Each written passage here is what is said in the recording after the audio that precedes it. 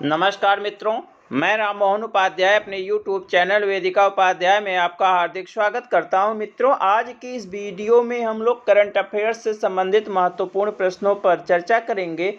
सभी प्रश्न आपकी आगामी परीक्षाओं यूपी, पीएससी, पीसीएस, आरओ, आरओरी एग्जाम, जीडीसी, असिस्टेंट प्रोफेसर सहित सभी परीक्षाओं के लिए काफ़ी महत्वपूर्ण है। हमारा पहला प्रश्न है, ऑपरेशन इंद्रावती के विषय में निम्नलिखित में से सही कथनों का चुनाव कीजिए। तो पहला विकल्प है इसमें, ऑपरेशन इंद्रावती के तहत भारत हैती से अपने नागरिकों को निकालकर डोमिनिकन रिपब्लिक पहुंचा रहा क्योंकि वहां पर आपातकाल लागू हो गया। यह विकल्प हमारा सही है कि हैती एक कैरिबियाई देश है और बहुत गरीब देश माना जाता है यह विश्व का। तो अभी यहाँ पे जो है आपातकाल लागू होने की स्थिति बनी हुई है और वहाँ पे कुल लगभग 75 से 90 भारतीयों के फंसे होने की जो है सरकार का अंदाज़ा था।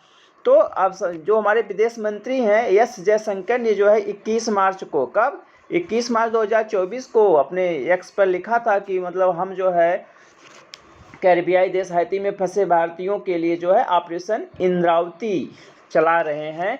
तो 60 लोगों ने कुल रजिस्ट्रेशन कराया था उस समय और 12 भारतीयों को सुरक्षित निकाल लिया गया था। तो विकल्प बी हमारा है, इसके तहत 12 भारतीयों को सुरक्षित निकाला गया। विकल्प बी सही है। तो विकल्प हमारे दोनों सही हैं। ऑपरेशन इंद्रावती के तहत कहाँ से ये आएगा, प्रश्न जरूर कहीं न कहीं किसी परीक्षा में पूछा जाएगा। ऑपरेशन इंद्रावती कहाँ के लिए चलाया गया है, कहाँ पे फंसे हुए भारतीयों को बाहर निकालने के लिए, हैती में।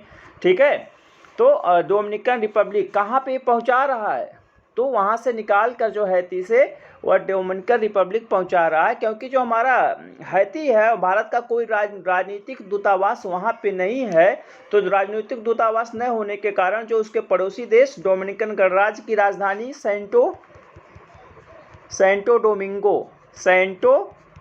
डोमिंगो में जो है उन भारतीयों को पहुंचाया गया। तो 12 भारतीयों को पहुंचाया जा चुका है। किस मिशन के तहत? ऑपरेशन इंद्रावती के तहत।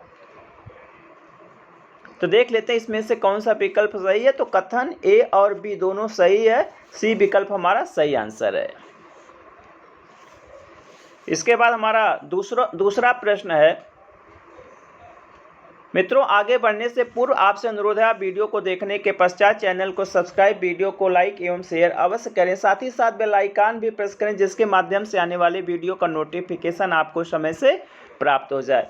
आपको यहाँ पे जो है कुछ और ऑपरेशन चलाए गए थे। तो ये भी प्रश्न जो है जैसे है ऑपरेशन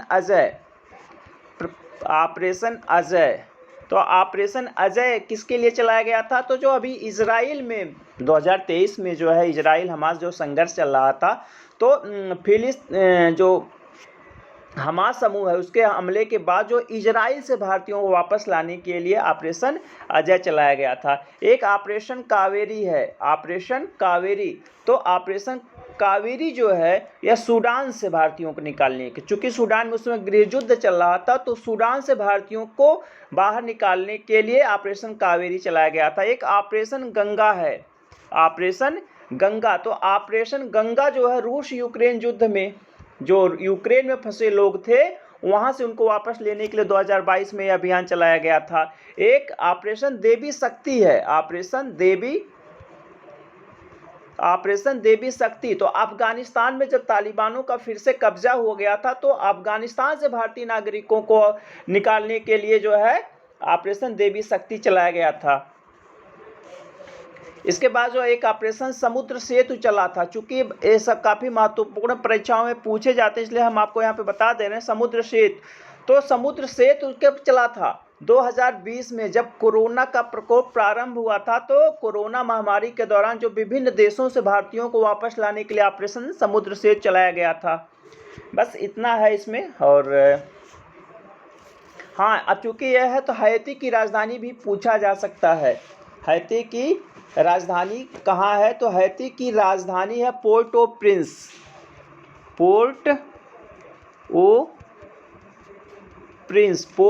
प्रिंस। कहाँ की राजधानी? हैती की राजधानी है। और वहाँ के जो राष्ट्रपति हैं उनका नाम है एरियल हेनरी। काफ़ी महत्वपूर्ण प्रश्न है, इसको आप ध्यानपूर्वक जरूर देख लीजिएगा। हमारा दूसरा प्रश्न है, फ्रंटियर टेक्नोलॉजी लैब्स के विषय में निम्नलिखित में से कौन सा कथन सही है। अब यहाँ पे हमें बताना जो फ्रंटियर टेक्नोलॉजी लैब है उसके विषय में, तो पहला विकल्प है, इसे लॉन्च करने की घोषणा अटल नवाचार मिशन, नीति आयोग और मेटा ने संयुक्त रूप से की है। तो यह विकल्प हमारा सही है। इसको लॉन्च करने की घोषणा किसको, फ्रंटियर टेक्नोलॉजी लैब्स को किसने किया है, कौन कर रहा, अटल नवाचार मिशन, नीति आयोग और मेटा ने संयुक्त रूप से किया है। बेसिकली एक अटल टिकरिंग लैब चला था, एक अटल टिकरिंग लैब, उसी का ये जो है अटल टिकरिंग लैब, उसी का जो है यह एक उन्नत संस्करण है, उसी का परिष्कृत रूप है, जिसका उद्देश्य है, सरकार का उद्देश्य है कि डिजिटल समावेशन, कौशल और विकास के एजेंडे को बढ़ावा देना है। तो इसमें हमारा पहला विकल्प सही है, नवाचार मिशन, अटल नवाचार मिशन, नीति आयोग और मेटा की संयुक्त पहल है। इसके बाद इसमें है दूसरा विकल्प है, इसका उद्देश्य आर्टिफिशियल इंटेलिजेंस, ऑगमेंटेड और वर्चुअल रियलिटी, ब्लॉकचेन जैसी तकनीकों के उपयोग के माध्यम से छात्रों को नवाचार के सशक्त बनाना। यह विकल्प भी हमारा सही है। इसका उद्देश्य क्या है कि जो आर्टिफिशियल इंटेलिजेंस, ऑगमेंटेड और वर्चुअल रियलिटी, ब्लॉकचेन जैसी जो तकनीक हैं उनके माध्यम से छात्रों को, ठीक है, युवाओं को नवाचार करने के लिए सशक्त बनाना।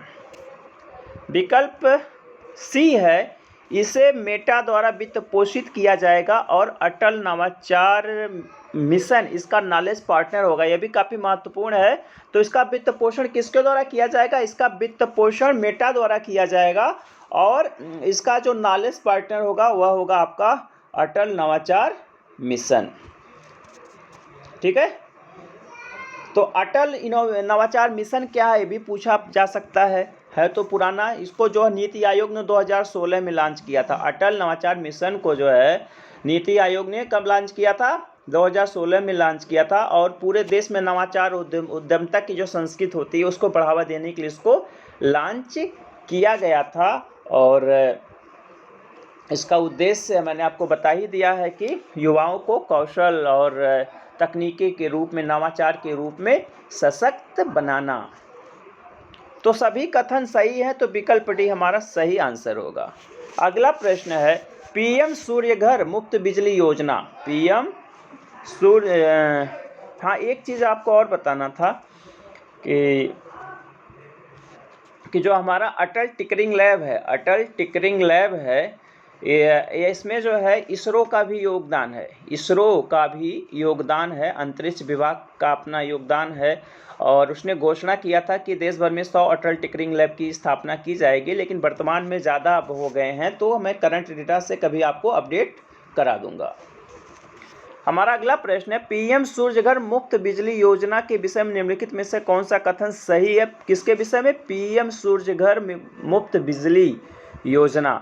तो इसमें पहला है, नवीन और नवीकरणीय ऊर्जा मंत्रालय के द्वारा इस योजना को लॉन्च किया गया। विकल्प हमारा सही है। ठीक है, नवीन और नवीकरणीय ऊर्जा मंत्रालय के द्वारा इस योजना को लॉन्च किया। कौन सी योजना, पीएम सूर्य घर मुफ्त बिजली योजना।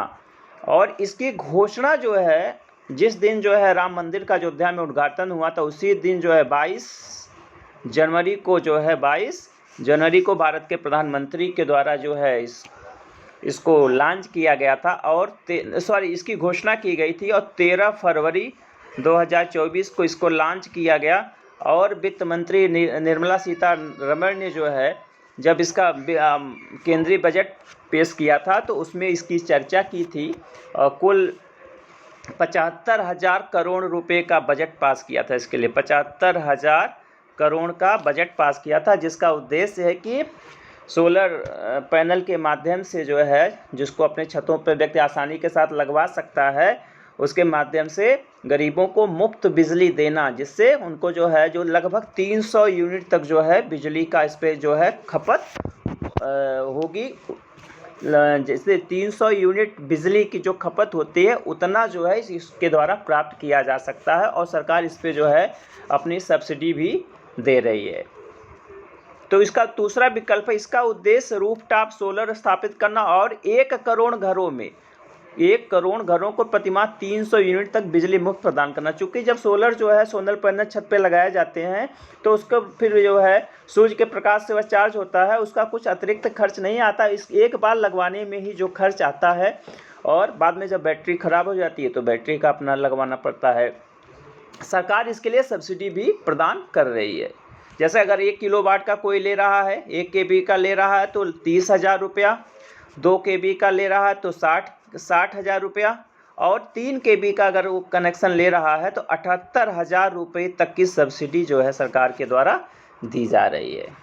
तीसरा विकल्प है, एक परिवार 3 किलोवाट तक के आवासीय रूफटॉप सोलर सिस्टम की स्थापना के लगभग 7% की निम्न ब्याज दर पर ऋण प्राप्त कर सकता है। इसके लिए कोई जमानत राशि नहीं देनी होगी। यह विकल्प हमारा सही है कि अगर कोई व्यक्ति 3 किलोवाट का कनेक्शन लेना चाहता है और सब्सिडी के अलावा उसको और पैसे की आवश्यकता है और पड़ेगी तो उसके अगर वो पैसा भी उसके पास नहीं है तो बैंकों से 7% की ब्याज दर पर जो है वह लोन ले सकता है और उसके लिए उसको कोई जमानत राशि का भुगतान नहीं करना होगा। तो सभी विकल्प सही हैं, विकल्प डी हमारा सही आंसर है। अगला प्रश्न है, प्रधानमंत्री अनुसूचित जाति अभ्युदय योजना के विषय में सही कथन का चुनाव कीजिए। तो प्रधानमंत्री अनुसूचित जाति अभ्युदय योजना, यह एक पहला विकल्प है इसमें, यह एक केंद्र प्रायोजित योजना है, यह हमारा सही है। ये जो सामाजिक न्याय और अधिकारिता मंत्रालय है, सामाजिक न्याय एवं अधिकारिता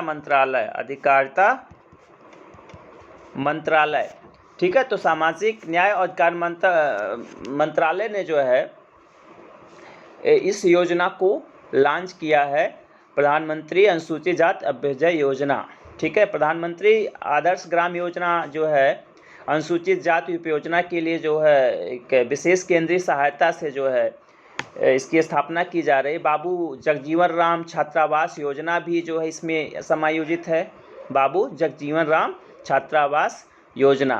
तो एक विस्तृत योजना है जिसका उद्देश्य है कि अनुसूचित जाति समुदाय के जो व्यक्ति हैं स्किल डेवलपमेंट के माध्यम से जो है उनका उत्थान करना। तो इसमें पहला है केंद्र प्रायोजित योजना, सही है। विकल्प बी, इस योजना का मुख्य उद्देश्य अनुसूचित जाति समुदाय की गरीबी को कम करना, उनकी साक्षरता दर में वृद्धि करना, स्कूलों में अनुसूचित जाति के बच्चों के नामांकन में बढ़ोतरी करना, यह विकल्प भी हमारा सही है। विकल्प सी है, इस योजना के तहत अनुसूचित जाति बहुल गाँव को आदर्श ग्राम के रूप में विकसित किया जाएगा, यह विकल्प भी सही है। तो सभी विकल्प सही है, तो उपर्युक्त सभी कथन सही है, हमारा सही आंसर होगा। अगला प्रश्न है, विक्रमादित्य वैदिक घड़ी के विषय में निम्नलिखित कथनों में से कौन सा कथन सही है। विक्रमादित्य घड़ी अभी हाल ही में चर्चा में रहा है। इसमें पहला विकल्प है, यह विश्व की पहली वैदिक घड़ी जिसका उद्घाटन उज्जैन के जंतर मंतर परिसर में किया गया है, यह विकल्प हमारा सही है कि यह विश्व की पहली वैदिक घड़ी है। ऐसी दुनिया में आज तक कोई ऐसी घड़ी नहीं बनी है। और इसका उद्घाटन कहाँ पे किया गया? मध्य प्रदेश के उज्जैन के जंतर मंतर परिसर में किया गया था। और आपको मालूम होगा कि जो मध्यकाल के शासक थे सवाई महाराज जय सिंह, उन्होंने यहाँ पर एक वेधशाला का भी निर्माण करवाया था। तो वही जो वेधशाला जिसको जंतर मंतर परिसर कहते हैं, उसी परिसर में इस घड़ी को स्थापित किया गया है। 85 फीट के टावर पर, 85 फीट ऊंची टावर पे जो है इस घड़ी को स्थापित किया गया है। और यह घड़ी जो पूरी तरह से डिजिटल घड़ी है, पूरी तरह से डिजिटल घड़ी है। और 29 फरवरी को भारत के प्रधानमंत्री के द्वारा इस घड़ी का लोकार्पण किया गया है। और इस घड़ी की एक विशेष, अच्छा ये पहले विकल्प देख लेते हैं फिर आगे बता रहे हैं। यह घड़ी भारतीय पंचांग पर आधारित है, यह विकल्प भी सही। तो विकल्प ए और बी दोनों सही, तो हमारा विकल्प ए सही होगा। दोनों कथन सही है कि वैसे हम लोग, हमारी जो घड़ी होती है उसमें 1 घंटे में कितने मिनट होते हैं? 60 मिनट होते हैं और कुल 24 घंटा होता है। लेकिन इस घड़ी में जो है 1 घंटे में 60 मिनट नहीं होगा, बल्कि 1 घंटे में 48 मिनट होगा। 1 घंटे में 48 मिनट होगा। और 1 घंटे में 48 मिनट होगा तो लगभग 30 घंटा होगा। इसमें कुल 30 घंटा होगा। जो हमारा 24 घंटे का कंसेप्ट है उसमें यह 30 घंटा है। और यह जो घड़ी है वह है IST और GMT दोनों तरह के इसमें जो है जो जानकारी देगी। IST की भी जानकारी देगी, GMT की भी जानकारी देगा, और साथ ही साथ ग्रहण, शुभ मुहूर्त, पर्व, भद्रा, जितना जो हिंदू धर्म से चंद्र ग्रहण सबकी जानकारी जो है इस घड़ी के माध्यम से हमें प्राप्त होगी। दुनिया की पहली वैदिक घड़ी है। और इस घड़ी का निर्माण किसने किया, ये भी प्रश्न पूछा जा सकता है। तो इस घड़ी का जो निर्माण है IIT दिल्ली के छात्रों ने किया है। और इसका जो ऐप है आरोह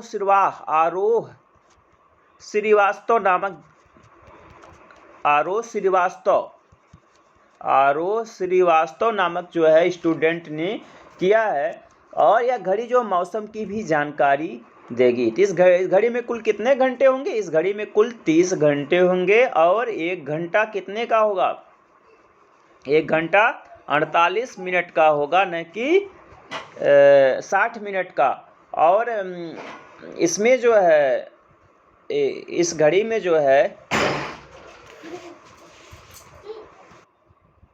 अगला प्रश्न है, ग्रीन हाइड्रोजन संयंत्र के विषय में निम्नलिखित में से कौन सा कथन सही है।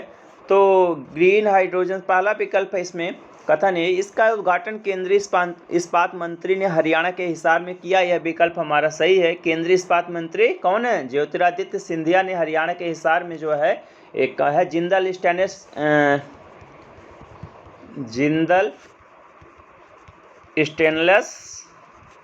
लिमिटेड, उसके में जो है इसका उद्घाटन किया है। भारत का पहला जो है हरित हाइड्रोजन संयंत्र है। यह भारत का पहला हरित हाइड्रोजन संयंत्र है। तो विकल्प ए हमारा सही है। विकल्प बी है, यह रूफटॉप और फ्लोटिंग सोलर पैनल से युक्त दुनिया का पहला ग्रीन हाइड्रोजन संयंत्र है। यह भी हमारा विकल्प सही है। विकल्प सी है, इसका लक्ष्य प्रतिवर्ष 2700 मीट्रिक टन तक कार्बन उत्सर्जन को कम करना। यह विकल्प भी हमारा सही है। प्रतिवर्ष जो है 2700 मीट्रिक टन कार्बन उत्सर्जन कम करेगा। और लगभग 2 दशकों में अगले 2 दशकों में 54,000 टन जो है कार्बन डाइऑक्साइड कम उत्सर्जन होगा। इससे कार्बन डाइऑक्साइड का उत्सर्जन कम करेगा ये। ठीक है, तो विकल्प डी उपर्युक्त सभी कथन सही हमारा सही आंसर है। अगला प्रश्न है, जूस जैकिंग के विषय में निम्नलिखित कथनों पर विचार कीजिए। तो पहला है, यह एक प्रकार का साइबर हमला। इसमें हैकर्स दुर्भावनापूर्ण रूप से इलेक्ट्रॉनिक डिवाइसेस के डाटा चुराने के लिए पब्लिक USB चार्जिंग स्टेशन में मैलवेयर लोड कर देते हैं। यह विकल्प हमारा सही है।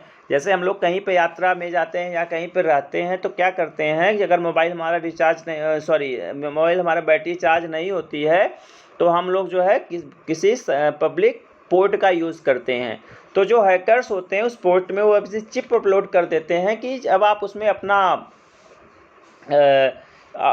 USB लगाते हो तो सारा डाटा जो उनके पास चला जाता है और उसके माध्यम से वो आपकी सारी जानकारी को एकत्र कर लेते हैं, जिसमें आपकी बैंकिंग जानकारी भी होती है और वह आपका जो है आर्थिक नुकसान कर सकते हैं। इसके लिए भी RBI ने गाइडलाइन भी जारी किया है।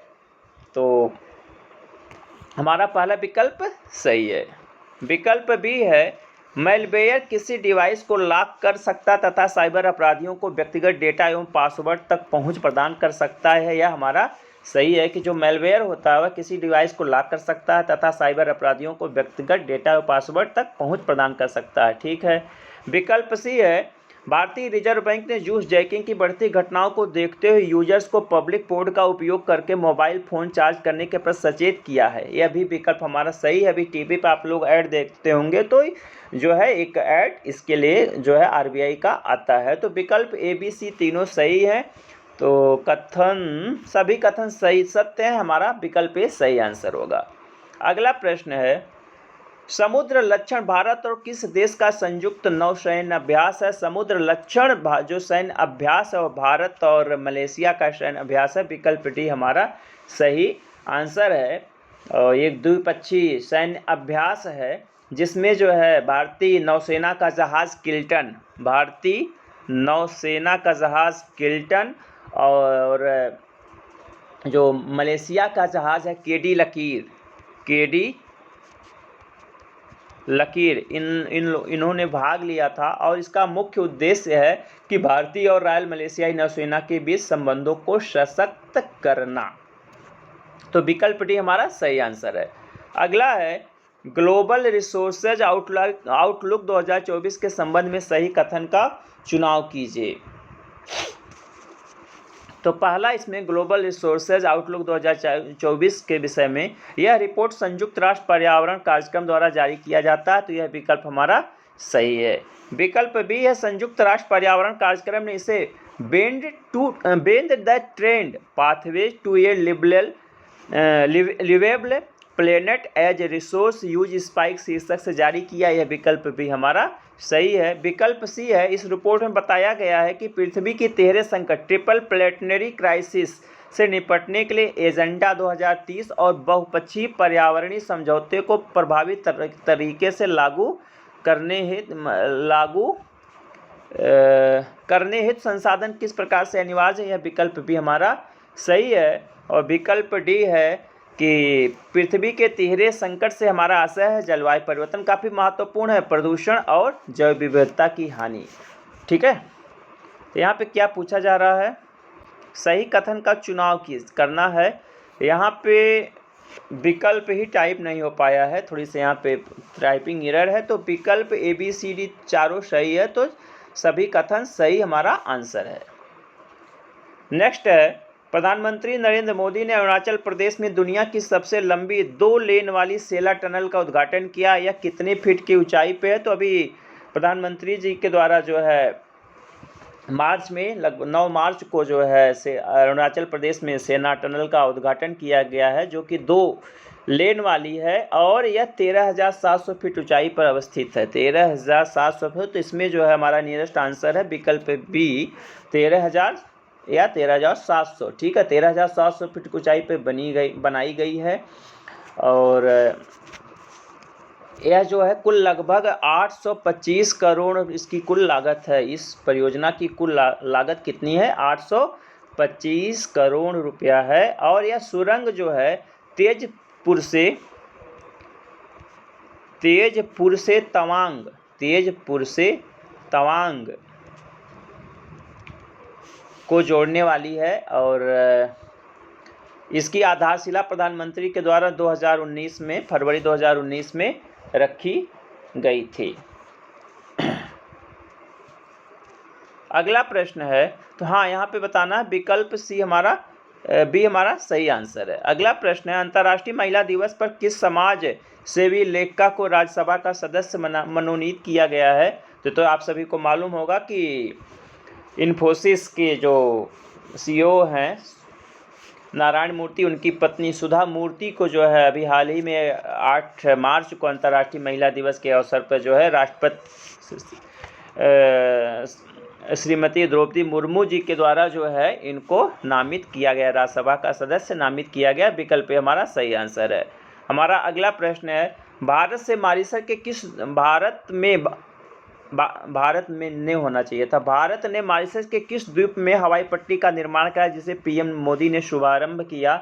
तो यह 29 फरवरी की घटना है। 29 फरवरी 2024 को प्रधानमंत्री नरेंद्र मोदी और मॉरिशस के जो प्रधानमंत्री हैं प्रविंद जगन्नाथ कहाँ प्रधानमंत्री हैं, मॉरिशस के हैं। तो वीडियो कॉन्फ्रेंसिंग के माध्यम से मॉरिशस के अगालेगा में जो है यहाँ पे जो है इस परियोजना का उद्घाटन किया। एक हवाई पट्टी का उन्होंने जो निर्माण किया था उसका उद्घाटन किया था। ठीक है, तो विकल्प ए हमारा सही आंसर। मित्रों, इस वीडियो में हमने करंट अफेयर्स से संबंधित महत्वपूर्ण प्रश्नों पर चर्चा की। सभी प्रश्न आपकी आगामी परीक्षाओं के दृष्टि से काफ़ी महत्वपूर्ण है। आप इस वीडियो को पूरा देखने के पश्चात चैनल को सब्सक्राइब, वीडियो को लाइक एवं शेयर अवश्य करिएगा। साथ ही साथ बेल आइकन भी प्रेस करिएगा जिसके माध्यम से आने वाली वीडियो का नोटिफिकेशन आपको समय से प्राप्त हो जाए। आप सभी को पूरा वीडियो देखने के लिए बहुत बहुत धन्यवाद। नमस्कार।